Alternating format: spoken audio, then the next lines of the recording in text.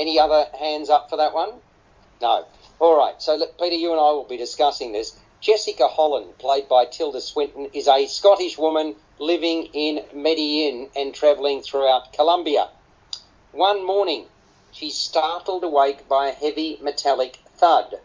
It's a loud bang, effectively.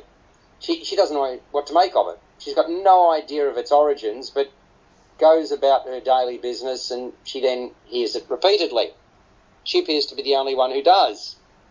She even calls upon the services of an affable young sound engineer called Herman Bedoya, played by Juan Pablo Arago, to try to replicate the sound because she can't get it out of her head. I'm not talking Kylie Minogue here either.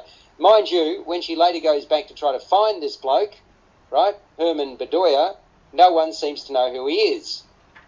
And therefore, Holland begins to question her own sanity, as you would.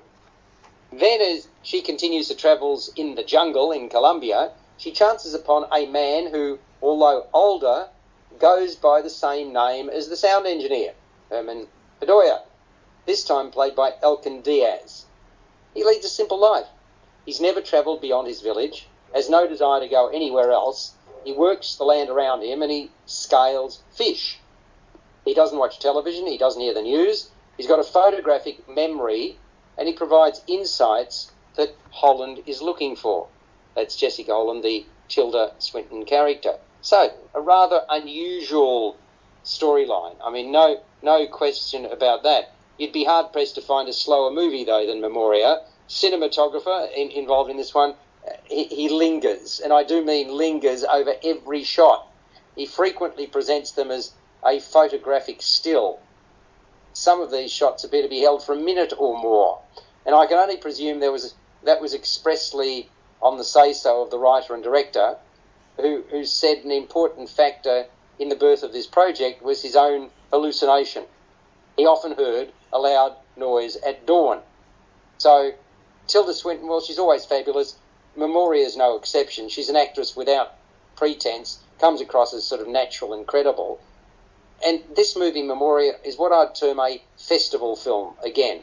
This is much more festival film than any other. It's one for film purists, again, revelling in more obscure works at these film festivals.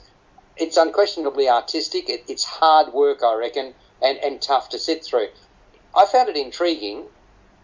Really what's going on here is the question, but it's also frustrating. And this, to me, is another example of where less could have been more. Less lingering would have achieved a more satisfying result. It's PG rated. It runs again for 2 hours and 16 minutes, Peter. It does, but I think we need to understand the Thai director, Apichatpong Weerasethakul. His films, like Uncle Boon Me, are films that don't deal necessarily with a standard screenplay or a standard approach to filmmaking. His films, and Memoria is now included in that, tend to look at the more ethereal, dreamlike aspects of life, about life and death, and about how we as humans have a journey that we go through that is not necessarily easy to predict or to understand. The use of sound and the use of the gong, which it becomes repetitive in the film, is so significant. And as we progress in this film, we start to understand how Tilda's journey as an orchidologist, a term I'd never heard of before. Yes, there you are. Translate that. Well, someone who's a great lover of orchids and plants, but it's an interesting term.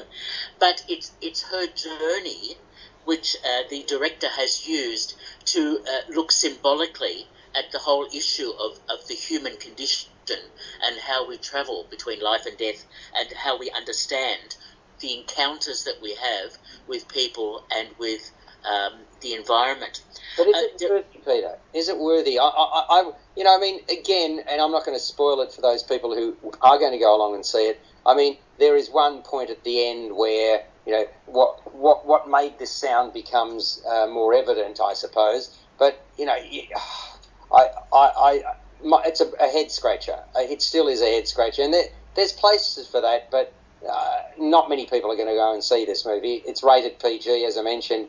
I didn't need to go on for 2 hours and 16 minutes. 6 out of 10 for me. What do you reckon? Well, I think the journey is so important, and this is not a standard film, as I mentioned from the start, and you have to understand it as being not a typical sort of film, but more on emotion and underlying ideas and the journey. And it's interesting how Tilda Swinton acts pretty much as the director's mouthpiece in terms of that investigation.